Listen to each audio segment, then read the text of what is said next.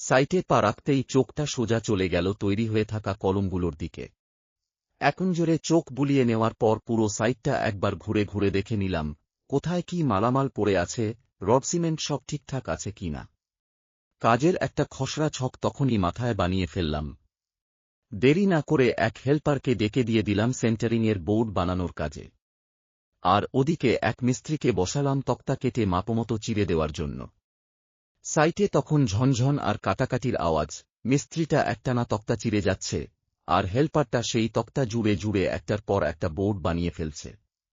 দেখতে দেখতে সব কটা বোর্ড বানানো কমপ্লিট। এবার আসল খেলা, বোর্ডগুলো উপরে তোলার পালা। তবে তার আগেই একটা জরুরি কাজ বাকি ছিল। নিলটনের রড যেগুলো বাইরে বেরিয়ে আছে, সেগুলোকে আগে পলিথিন দিয়ে ভালোভাবে পেঁচিয়ে বেঁধে ফেলতে হবে, যাতে ঢালাইয়ের সময় রডে নোংরা না লাগে বা জল লেগে ক্ষতি না হয়। হাত চালিয়ে রডগুলো পলিথিন দিয়ে বাঁধা শেষ করলাম। রডের কাজ মিটতেই আমরা সবাই মিলে টানাটানি করে ভারী বক্সগুলোকে উপরে তুলে নিলাম এবং মেপে মেপে প্রত্যেকটা কলমে সুন্দর করে সেট করে দিলাম।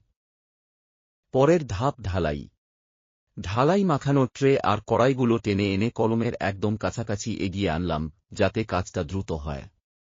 এরপর আমি ড্রামে জল লোড করতে লাগলাম, কারণ ঢালাইয়ের সময় জলের কমতি হলে পুরো কাজ আটকে যাবে।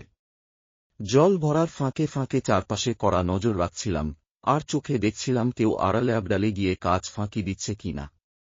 সাইটের সর্দার বা তদারককারী হিসেবে এই নজরটা না রাখলেই নয়।